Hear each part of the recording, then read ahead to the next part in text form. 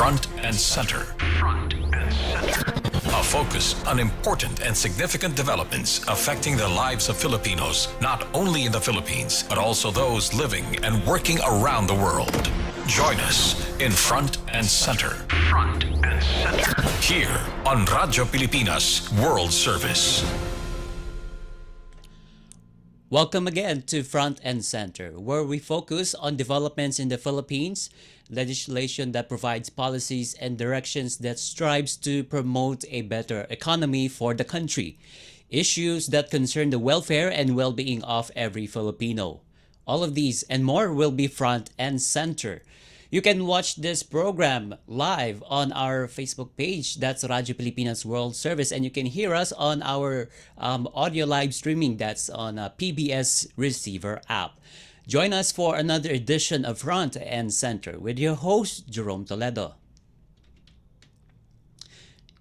The Malacanang has warned that the planned zero remittance week by a certain groups of overseas Filipino workers supporting the detained former President Rodrigo Duterte could have repercussions beyond the government. In a press briefing, Presidential Communications Undersecretary and Palace Press Officer Claire Castro appealed for calm after groups like the Maisog Croatia in Europe bared plans about a supposed week-long remittance stoppage in protest of the arrest of the former president by the Interpol and his eventual imprisonment in The Hague, Netherlands. And to give us an analysis and details about this event, and we are lucky to have the chief economist of the Rizal Commercial Banking Corporation, none other than Mr. Michael Ricafort. Sir Michael, good morning and thank you for joining us in this program. Hi, good morning, Mr. Jerome and your viewers. Okay, so Nice I'd to be like back. right, yeah, I would like to ask this this topic to you, Sir Mike, because it talks about the remittance of our overseas Filipino workers. Upon hearing that developments, what are your thoughts on that? Could that affect the economy in general?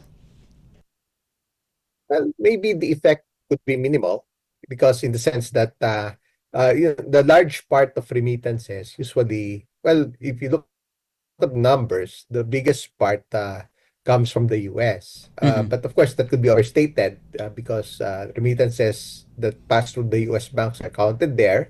And the large part also after the US would be also some parts of Asia, like Right. you have Singapore, Hong Kong, Japan. So those are the biggest ones. In Europe, not that much. It's relatively smaller. But then again, of course, there could still be some impact. Because there could be some temporary stoppage. Of course, that's on the other side of those who were mentioning it. However, Yes. what would the recipients feel if they need the money? So But that would be the dilemma. y- Would it be something that is permanently stopped or just temporary? They may have to yeah. send it again, say But sometime in the future because the recipients, the families, the children, the parents, and the other relatives would say, "Oh, we need the money." So yeah. yeah, of course, sometimes those needs are inevitable. So But it would just be temporary. oh, But of course, yeah. would it be payable after that, say, a week? But of After course, that Sir time Mike, period? although this is a temporary action in protest of that action of the government, still it will affect the economy since we're talking about remittances, finances, as well as in support of the economy. Well, yes, because they say if give it a week, maybe, well, hopefully it won't be that much, as compared to the percent share of total remittances. Maybe a small part, relatively smaller part, but there could be some temporary effects. Like, of course, they pass through, say, most of them through the banks, through the various apps. So it could lead to less transaction, less fees, less business volume on those. And of course, whenever these recipients but I'm sure some of them may complain if they need the money most, no? Yeah. But those who are Uh-huh. well off, yeah, it would be temporary. But then again, for them, the recipients here, it's a receivable on their part. No? They may have to wait for it. So there may be some delay.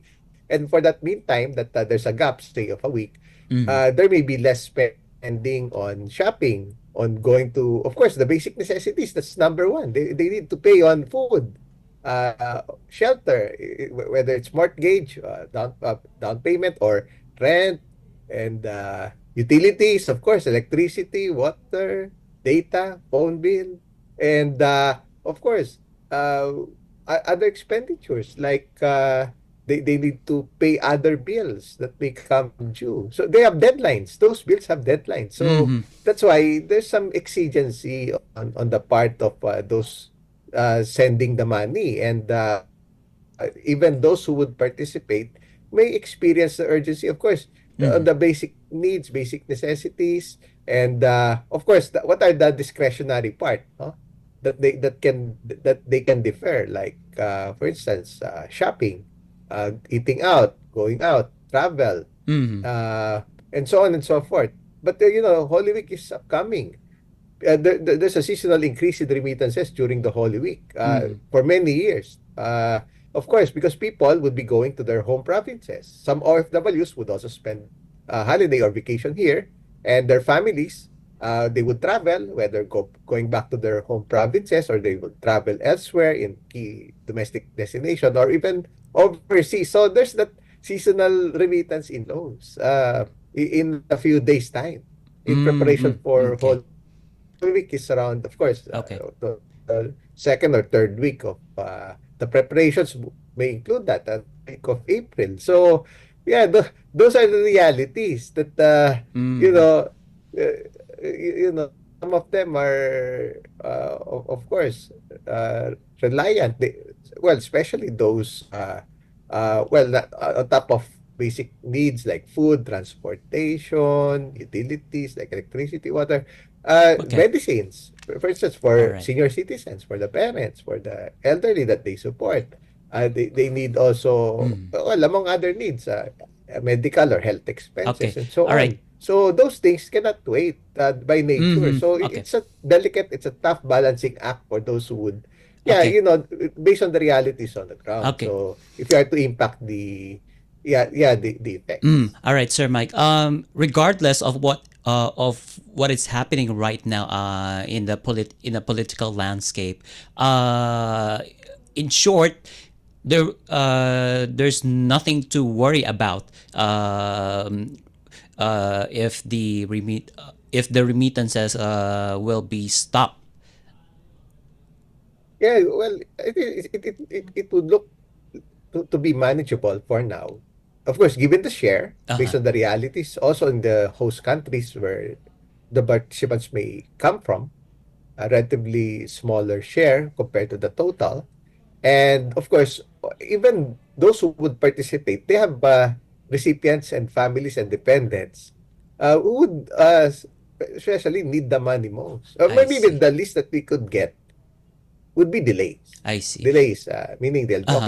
they'll participate for a week, Mm-hmm.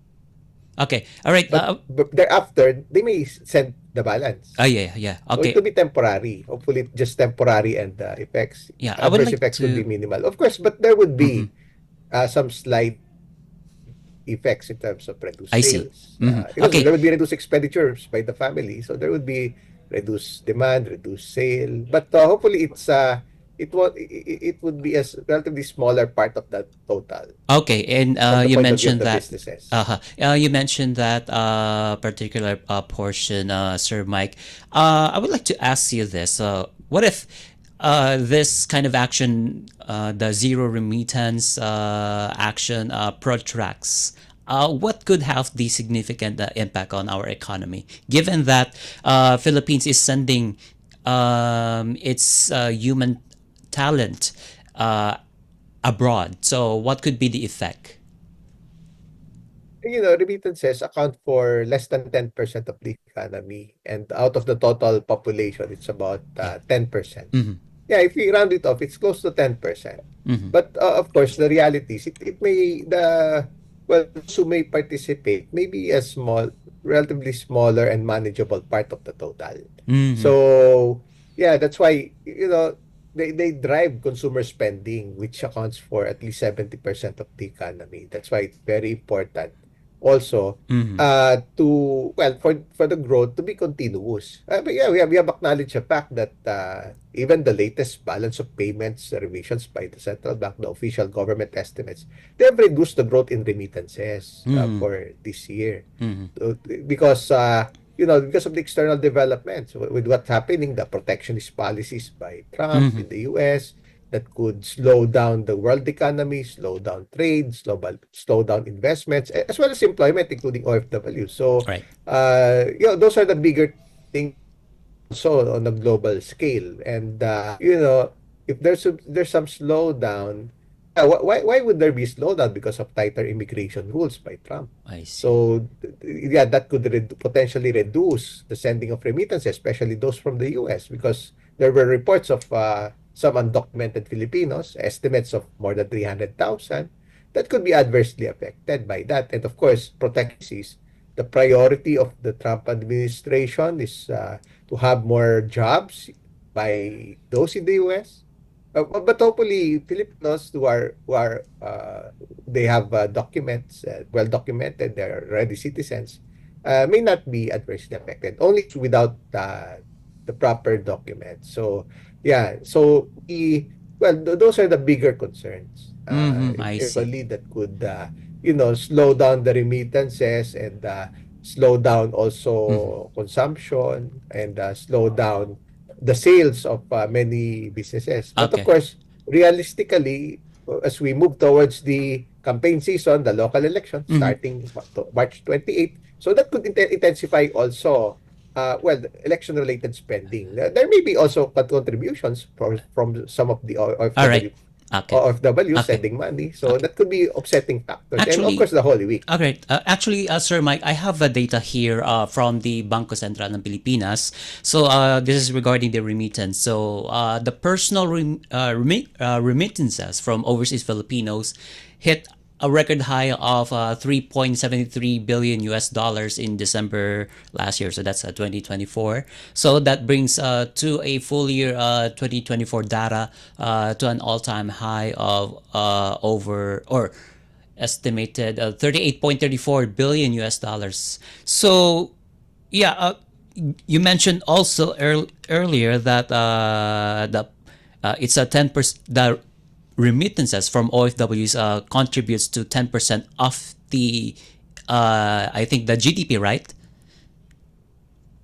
Yeah, close to 10%. And the 10%. Philippines is the fourth largest in the world after India, Mexico, and China. We're the Mm. fourth largest, about $40 billion. That's based on World Bank data. So, yeah, that's why the contribution is huge. Mm-hmm. However, there's already an alternative to remittances, like those who opt to stay here in the Philippines. Mm-hmm. The BPO revenues, it's earning close to $40 billion already. Mm. It's about to overtake, if not for on other metrics, on cash remittances, BPO revenues already overtook OFW remittances. Yeah, because there's a choice. Since our greatest resource is our people, as shown by OFW remittances, we're number 4 in the world. For BPO revenues, we're number 2 in the world after India.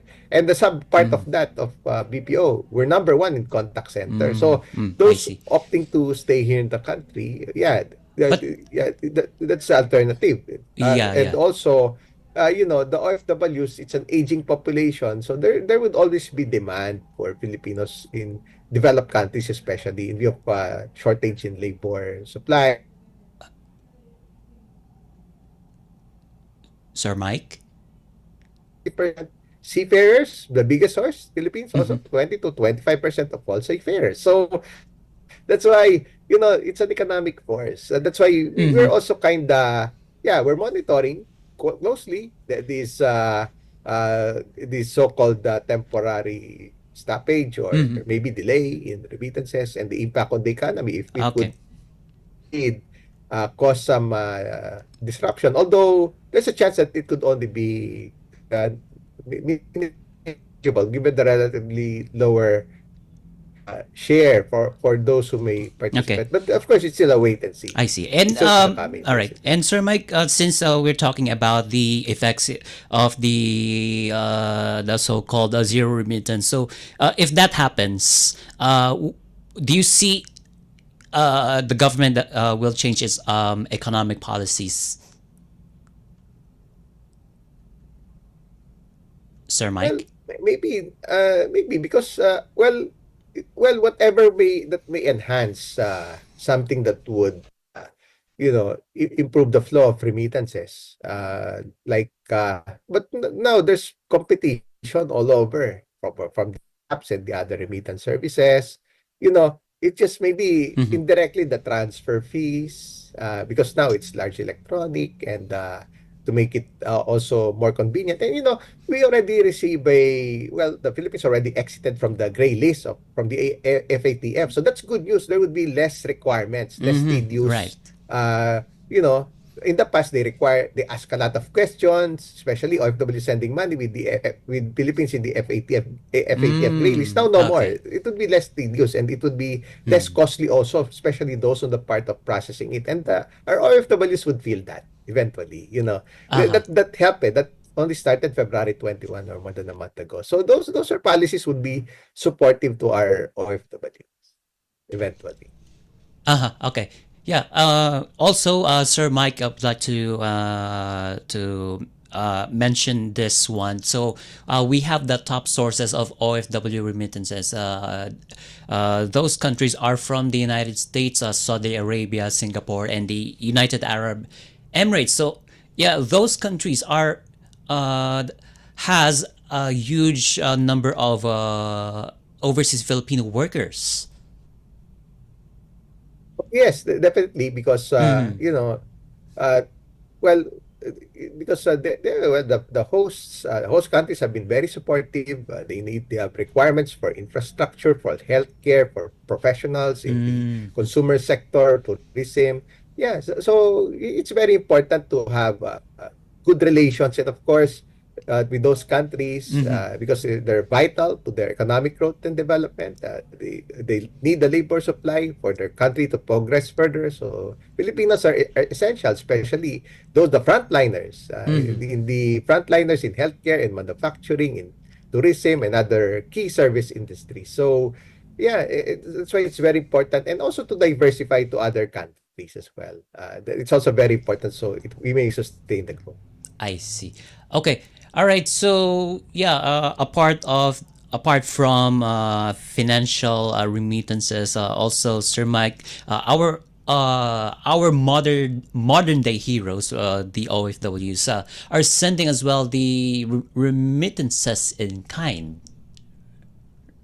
That is what we Yeah, call a maybe balikbayan through boxes. yeah, informally through the padala as they call it, Yes. no? Yes. So, yeah, through padala.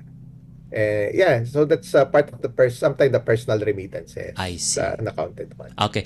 So in short, Sir Mike, there's nothing to worry about this developments, the actions coming from some OFW groups, and as well, the Philippine economy and financial markets must watch out for every political actions and movements that will take place in the next coming days, given that it's election season. Wait and see, of course. Okay. Wait and see, matter of, let's see, matter of time, but it's still nothing to worry for now. It looks manageable based on calculation. Mm-hmm, I Still see. reassuring at this point.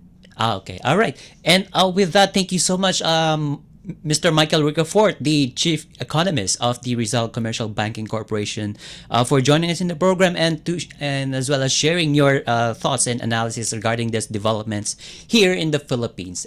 Thank you, Sir Michael, for joining us. Thank you so much, Mr. Jerome, and your viewers.